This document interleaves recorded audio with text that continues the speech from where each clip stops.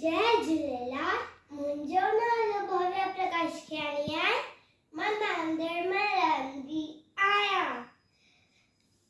छोका नंढो कविता जो लेखक श्री हरि दरियानी जी आहे।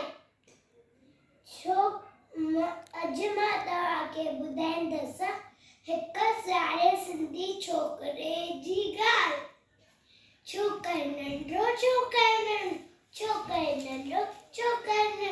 निकतो घर का तकड़ो निकतो घर का तकड़ो। हर संदस में छठी प्यारी टिक टिक टिक टिक टिक।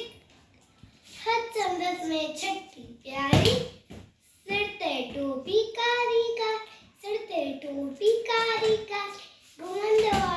घुमंदो आयो नदी किनारे घुमंदो आयो हुते जॾहिं वागू हिकिड़ो संदसि पुठियां आयो तकड़ो बिजली वांगुरु छोकिरदो जो थे वागू किस नहीं हो रहा सेकेंड में उते आयो निंगर शिया ॾिठई साम्हूं खे हर शिया मथां आयो टपदई पर छोकर चालाकी कई गदम लेटी पई धरती ते मथा खई ओठ जी शिया छड़ी जे मथा डुबी पियो वड़ी वागू जे पर शिया वॾो ऐं वागू जखमी बजण लॻो।